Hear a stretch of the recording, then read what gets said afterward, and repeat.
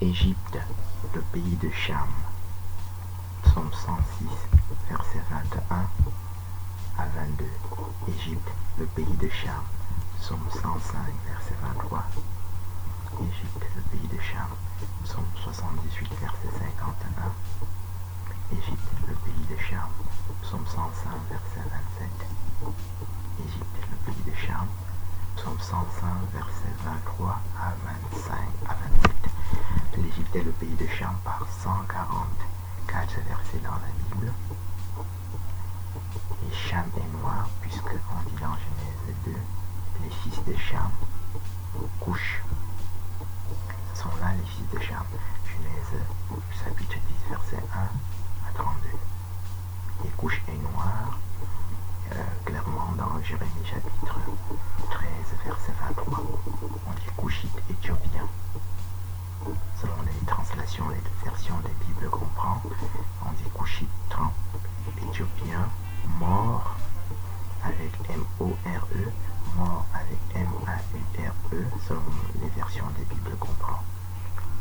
On trouve aussi nègre, noir, couche avec K, couche avec K-U-S-C-H, K-U, K-O-U-S-C-H, etc.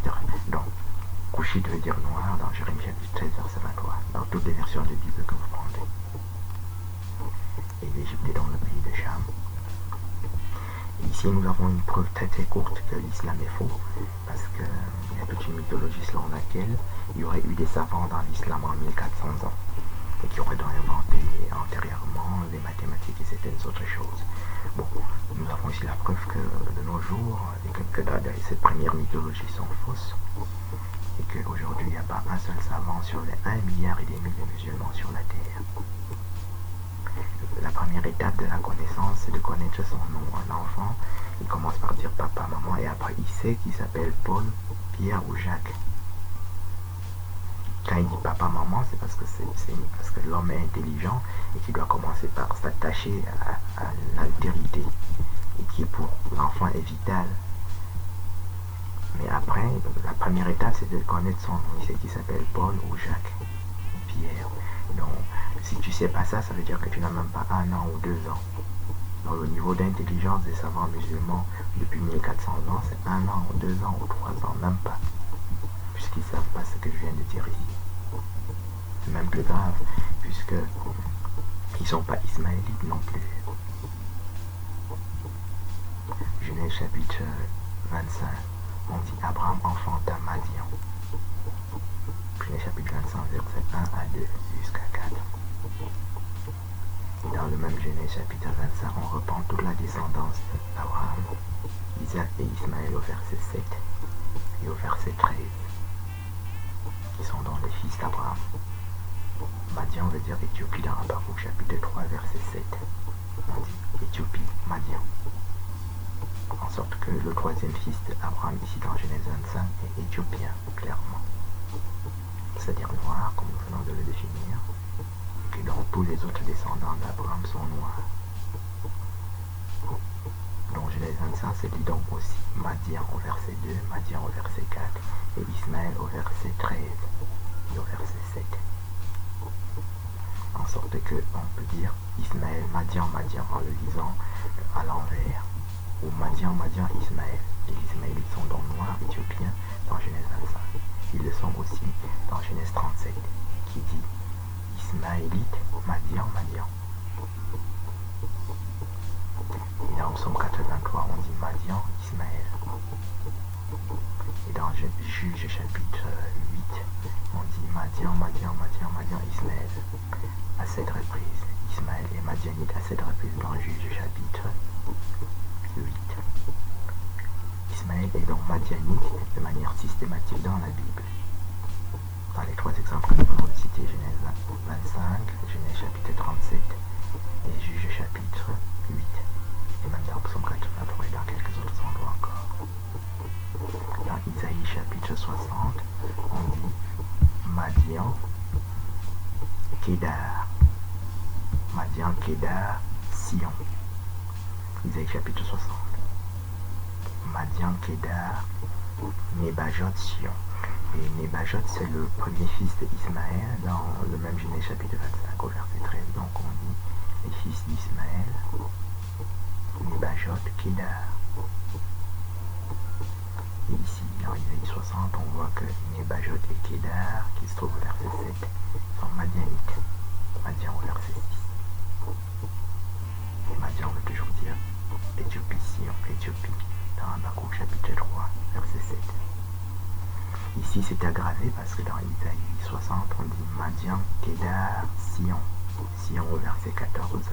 Et Sion veut dire Éthiopie dans Sophonie chapitre 3, verset 10 à 16. On dit Éthiopie, Sion, Sion. Éthiopie au verset 10. Sion au verset 14. Et Sion au verset 16. Avec point d'exclamation. On dit encore Éthiopie, Sion dans Isaïe chapitre 18, verset 1 à 7. Avec point d'exclamation aussi. Kedar, qui est le deuxième fils d'Ismaël, au verset 13 de Genèse 25, et Nebajot, qui est son premier fils, sont donc madianites, c'est-à-dire éthiopiens, Habakkuk chapitre 3, verset 7, et encore éthiopiens en tant que Sion dans le même Isaïe 60. Le même Isaïe 60 dit nom de l'Éternel. Madian veut dire, et Sion veut dire nom de l'Éternel au verset 9. Et Éthiopie est le nom de l'Éternel dans Isaïe 18 et dans Sophonie 3 que nous venons de citer. On dit Éthiopie, le nom de l'Éternel. Sophonie, le nom. Éthiopie, le nom de l'Éternel répété dans Sophonie, dans Isaïe 18. Donc, les Ismaélites de la Bible sont donc madianites, par 144 versets. Kedar, le deuxième fils d'Ismaël, est noir à 2 reprises dans Cantique des Cantiques, chapitre 1, verset 5 à 6.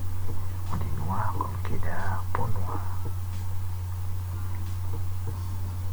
Au verset 5 et 6. Les Ismaélites de la Bible sont noirs aussi pour cette raison-là.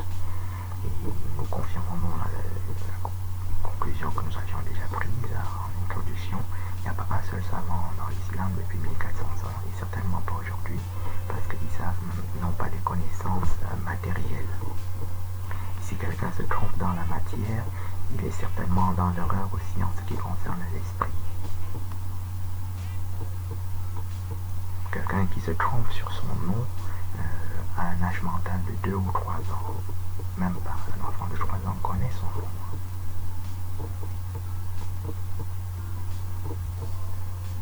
Eh bien, la terre sainte des musulmans aussi est fausse.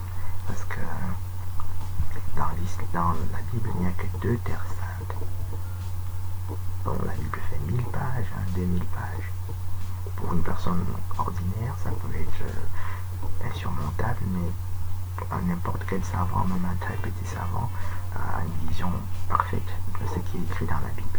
Et terre sainte n'apparaît que 2 fois dans la Bible.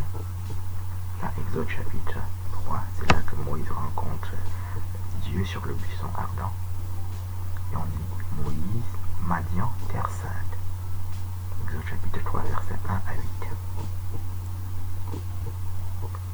Cet épisode de Moïse est répété dans Actes des Apôtres, chapitre 7, versets 29 à 33. On dit Moïse, terre sainte, Madian, terre sainte, Sinaï. Actes des Apôtres, chapitre 7.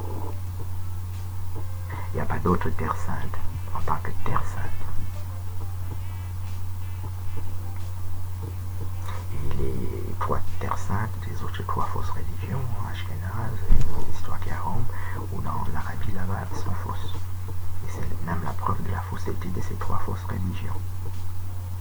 Puisque donc je répète, il n'y a pas d'autre terre sainte dans la Bible en dehors de ce que nous venons de citer. Et chaque fois c'est attaché à Madian, et Madian veut dire Éthiopie dans Habakkuk chapitre 3, verset 7. Il s'agit d'un sceau. Habakkuk, c'est un sceau qui permet, c'est comme une clé qui permet d'ouvrir des choses qui sont scellées, qu'on ne peut pas savoir, à part d'avoir ces sceaux-là, cette clé. Ce sont les 7 sceaux que nous avons déjà développés dans d'autres vidéos antérieures sur YouTube et sur quelques autres sites. Mec n'existe pas dans la Bible. Vous pouvez traduire ça en arabe ancien, en arabe nouveau, et ça n'existe pas dans la Bible. Vous traduisez dans les langues que vous voulez, en grec, en latin, et ça n'existe pas dans la Bible. Voilà. Nous avons commencé par une définition plus indiscutable, mais si vous prenez ça de cette façon-là, le mot mec n'existe pas dans la Bible. Bon, Terre Sainte, c'est déjà la partie spirituelle, mais nous avons vu que les noms sont faux. Et la partie spirituelle aussi est fausse, ça c'est une courte façon de le prouver. Donc chacun peut faire cette vérification. Moi j'ai travaillé dans 33 versions de Bible différentes, mais chacun peut vérifier par lui-même dans la version de Bible qu'il veut. Les Bibles sont électronisées, sont électroniques aujourd'hui. On va dans Google, on tape la Sainte Bible, on choisit une Bible quelconque, on clique dessus. Dans cette Sainte Bible, il y a un moteur qui ressemble à Google. Et dans ce moteur, vous tapez Madian. Vous verrez que dans vous tapez Ismaël, et les Ismaélites sont Madianites. Et puis vous tapez Mec, ou bien vous tapez Terre Sainte, et vous arrivez aux conclusions que nous avons apportées. De la même façon, vous tapez étoile, vous verrez qu'il n'existe nulle part dans la Bible aucune étoile de David. Vous tapez sceau, vous verrez qu'il n'existe aucun sceau de Salomon. Donc voilà. C'est aussi la preuve que dans toute la religion ashkénaze est fausse, qu'on appelle talmudisme, qui n'a rien à voir avec le judaïsme de Moïse. Bien. Et donc nous essayons de prouver qu'il n'y a pas un seul savant dans ces fausses religions, parce que Dieu est un Dieu de connaissance, et quand on découvre une telle quantité d'ignorance, ça veut dire qu'il n'y a pas un seul Dieu dans cela. Les Arabes de la Bible sont éthiopiens aussi. Deuxième livre des Chroniques, chapitre 21. On dit Philistins, Arabes, Éthiopiens, au verset 16. Philistins, Arabes, Éthiopiens. Bon, les Philistins sont éthiopiens, les Arabes sont éthiopiens de manière très claire.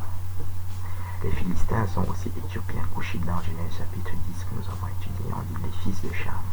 Couche, Philistins, Philistins, verset 14 de Genèse 10. Dans ce Genèse 10, on trouve la reine de Saba, on dit fils de Cham, Couche, Séba, Saba, Nimrod répété à 2 reprises. Et Ninive se trouve là-dedans aussi. Sodome et Gomorrhe s'y trouve aussi. Et Gaza est fils de Cham, est un couchite pour cette raison-là. Voilà. Ces religions ne sont pas stupides par elles-mêmes, c'est des religions qui sont abrutissantes, donc elles sèment l'ignorance. N'ensemencent pas la connaissance, mais l'ignorance. Il n'y a pas de Gaza là-bas. Les Gaza sont philistins et éthiopiens. Et arabe est littéralement éthiopien dans 2 Chroniques chapitre 21. Les Arabes sont encore philistins dans le 2e livre des Chroniques chapitre 26. On dit philistin, philistin, philistin, arabe. 2 fois philistin au verset 6 et encore philistin arabe au verset 7 de 2 Chroniques 26. Les Philistins, rappelons-le, donc les fils de Cham, Couche, Philistins, ce sont là les fils de Cham, dans Genèse chapitre 10.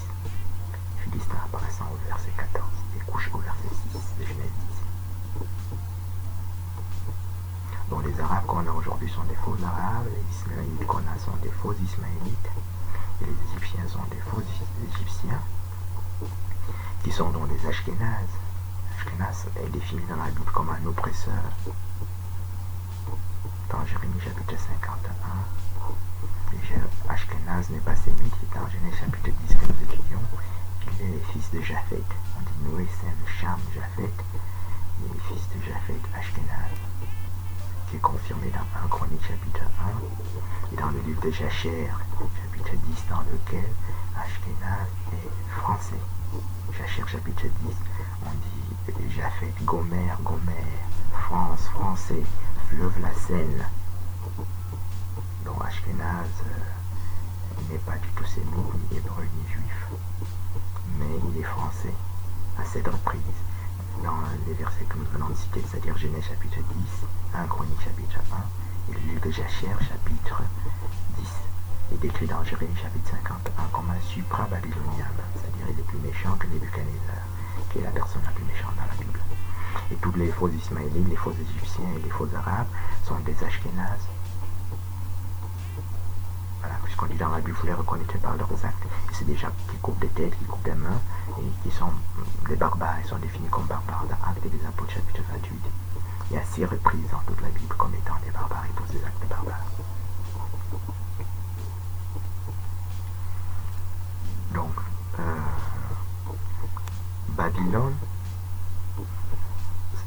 de Cham aussi. On dit dans Isaïe chapitre 21, on dit Arabi, Arabi, Kedar, Kedar, Babylone. Isaïe chapitre 21. On dit Babylone au verset 9, Arabi, Arabi au verset 13, Kedar au verset 16 et au verset 17. Donc Babylone et Kedar, noir pour noir dans Cantique des Cantiques. Et il est Babylone. Et Babylone, c'est fils de Cham dans Genèse chapitre 10. On dit les fils de Cham, Couche, Shinéar. Shinéar au verset 10. Et Shinéar veut dire Babylone dans Daniel chapitre 1. On dit Nebuchadnezzar, Babylone, pays de Shinéar, Chaldéen, Daniel chapitre 1. Et Shinéar se trouve comme fils de Cham dans Genèse chapitre 10. Les Arabes donc, dans Isaïe 21, sont babyloniens et Kedar, c'est-à-dire noir, dans ce seul verset à 7 reprises.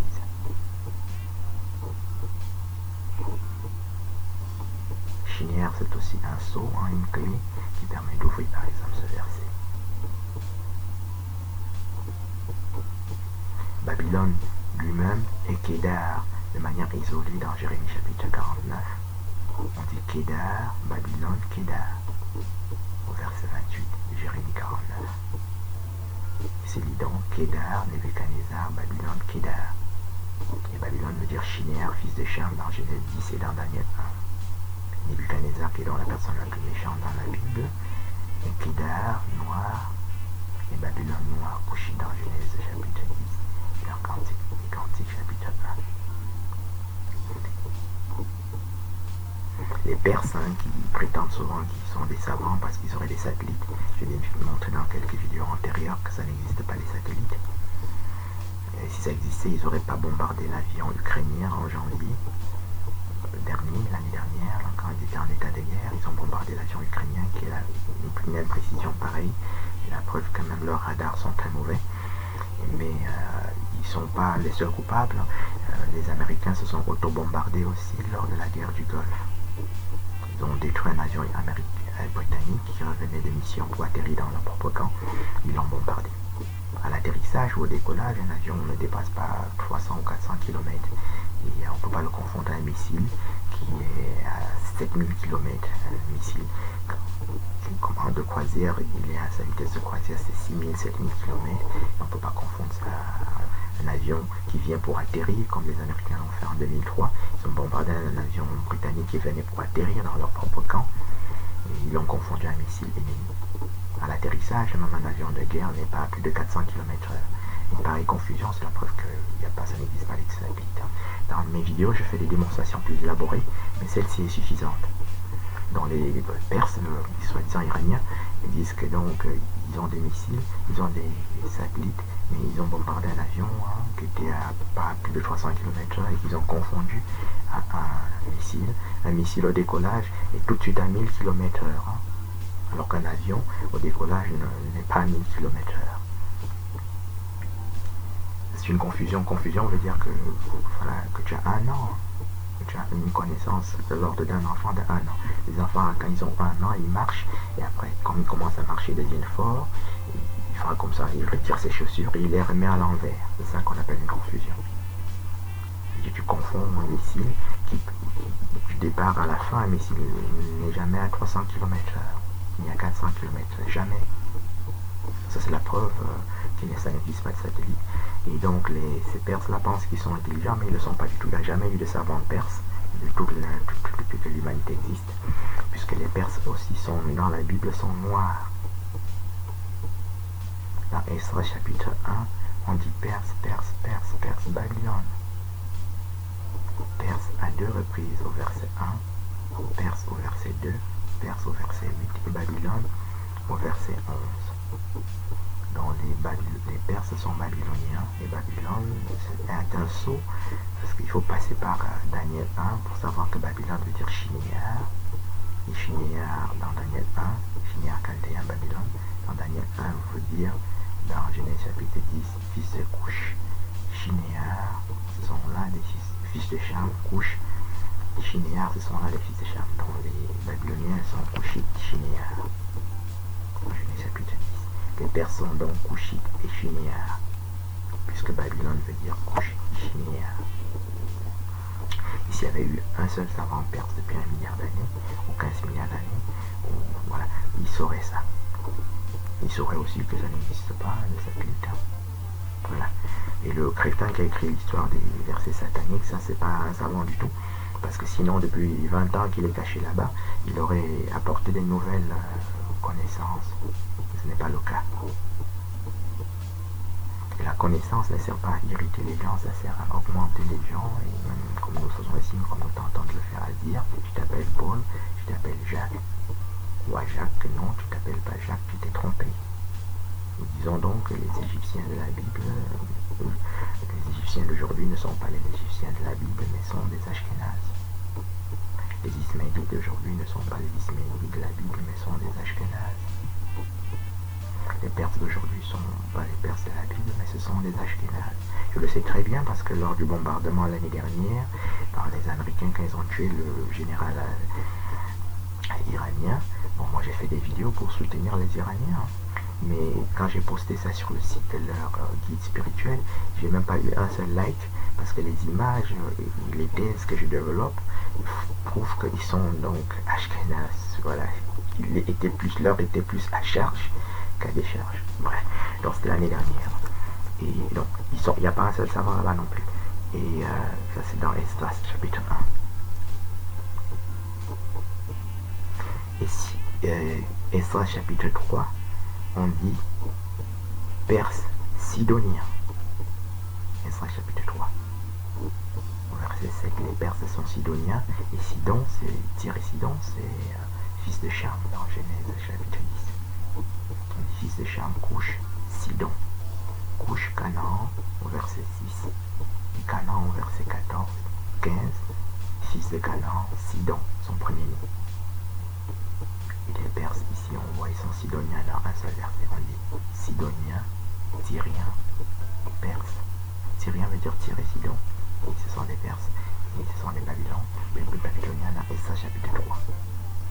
Tyr et Sidon, c'est la chose la plus difficile à définir de la Bible.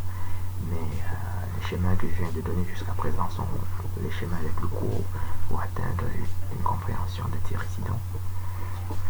Tyr et Sidon est défini dans Zacharie chapitre 9, on dit Tyr et Sidon, les Jébusiens. Les Jébusiens est fils de Cham, dans Genèse chapitre 10 au verset 14. Les fils de Cham, Couche, Canaan au verset 6, Canaan au verset 15. Les fils de Canaan au verset 15, Sidon son premier-né, Heth et les Jébusiens. Donc Sidon est cananéen, Couchite et Chamite. Et il y a aussi Tyr et Sidon dans Zacharie chapitre 9. Ça, c'est les trois façons les plus simples pour définir Tyr et Sidon. La troisième que nous donnons maintenant, c'est Tyr et Sidon, diamant. Dans Ézéchiel chapitre 13, on dit Tyr et Sidon, Tyr, Sidon, diamant, diamant au chapitre au verset 13. Les jardins d'Éden de Dieu couverts de diamants, verset 13. Et le diamant, c'est en Afrique, c'est pas ailleurs. Ça, c'est les trois façons de comprendre Tyr et Sidon de manière simple. Les Perses, qu'on appelle Iraniens aujourd'hui, sont donc des Sidoniens, Couchites, dans la Bible. Et ils ne sont pas du tout ismaélites, ni arabes. Ils ne sont ni les Ismaélites de la Bible, ni les Arabes de la Bible. Il n'y a jamais eu un seul savant perse nulle part depuis 1 milliard d'années, 15 milliards d'années. Il y a eu un savant dans la fausse religion des musulmans nulle part. Parce que ce que nous disons ici, ils ne savent même pas qu'ils ne sont pas ismaélites, ils ne savent pas non plus qu'ils ne sont pas arabes, ils ne savent pas non plus qu'ils ne sont pas égyptiens, ils ne savent pas non plus que ça n'existe pas de terre sainte en Arabie. Et même que l'Arabie de la Bible est Éthiopie.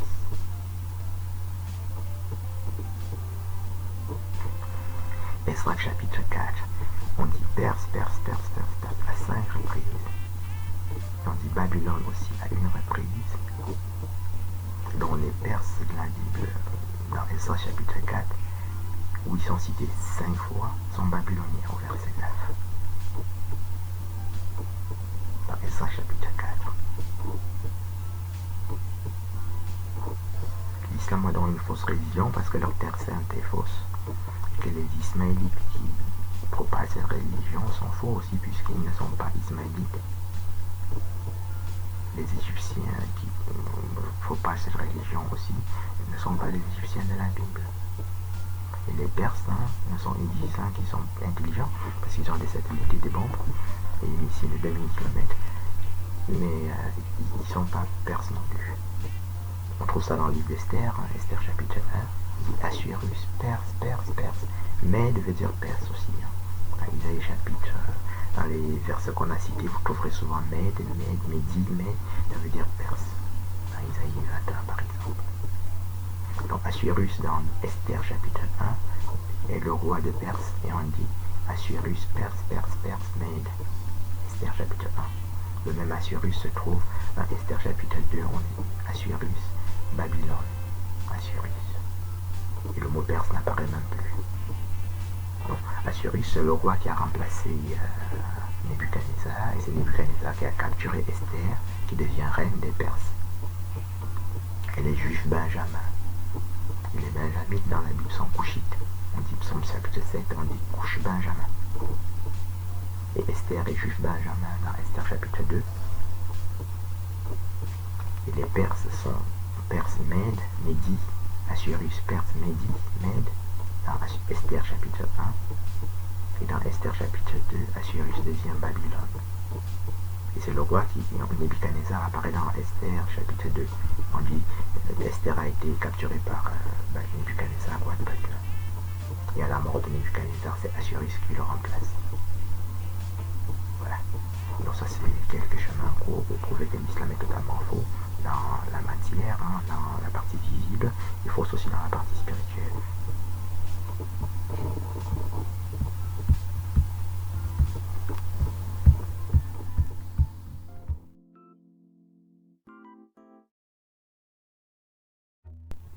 Agar, égyptienne, enfanta à Abraham Ismaël. Genèse chapitre 16, verset 1 jusqu'au verset 16. La mère d'Ismaël est égyptienne dans Genèse chapitre 16,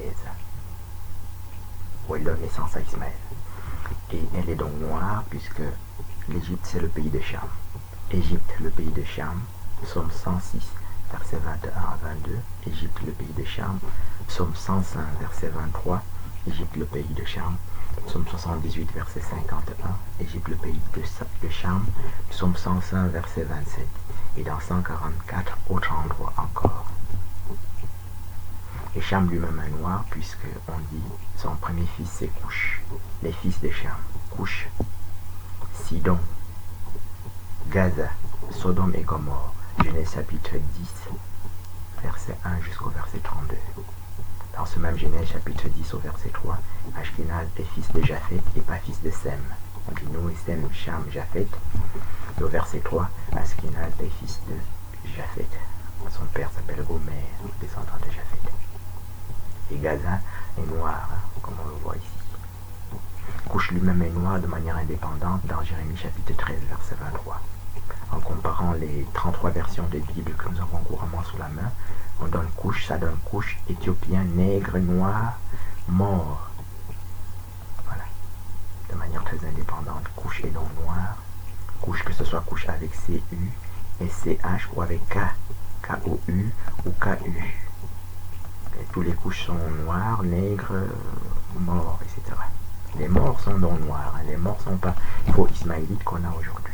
Mais ils sont nègres, comme on peut le voir dans Jérémie chapitre 13, verset 23, en comparant 33 versions de Bible, ça donne ce que je viens de dire. Les Ismaélites sont donc noirs dans la Bible pour cette raison-là aussi.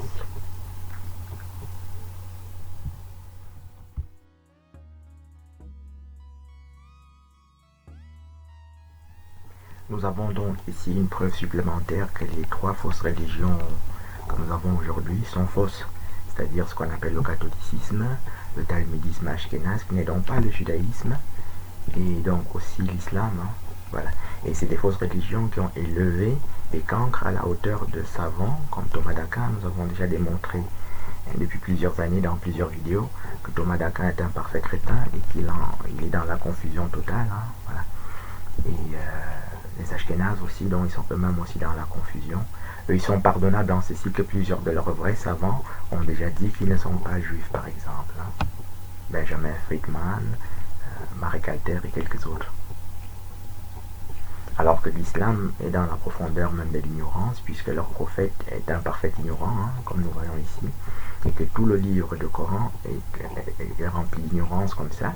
Et c'est comme ça, par exemple, que les Perses, qu'on appelle les faux Perses, hein, qui sont les Iraniens d'aujourd'hui, disent que le prophète Mahomet est de chez eux, et qu'ils descendent du prophète Mahomet. Alors que nous voyons ici que donc Agar égyptienne, c'est-à-dire mère d'Ismaël, est noire. Nous avons démontré déjà antérieurement qu'Abraham aussi était noir. Il y a 144 chemins pour prouver qu'Ismaël est noir. Donc, ils sont 80 millions, hein, les Iraniens. Et ils pensent qu'ils sont les descendants du prophète, alors que le prophète est noir déjà ici par sa mère, et par Abraham, comme nous le démontrons au quotidien. Donc tout le monde est ignorant dans ces choses-là. Et non seulement c'est un livre d'ignorance, ce sont des livres d'ignorance, des religions d'ignorance, et qui nourrissent l'humanité de leur propre ignorance. Et de leurs faux prophètes, hein, que ce soit le prophète Mohammed des musulmans, donc il y a un antéchrist, le Thomas d'Aquin des catholiques, qui est le docteur angélique des 40 docteurs de cette fausse église aussi, de Pierre Diamant. Appelés Roms barbares, hein, c'est tous des Romains, hein, voilà. Falsificateurs, hein, comme c'est décrit dans le livre des Romains, chapitre 1, épître aux Romains, chapitre 1. Ils retiennent la vérité captive.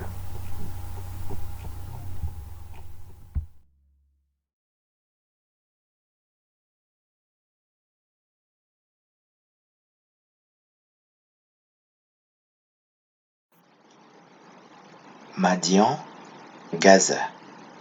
Livre des Juges, chapitre 6, versets 1 à 4. Éthiopie, Madian. Habakkuk, chapitre 3, verset 7.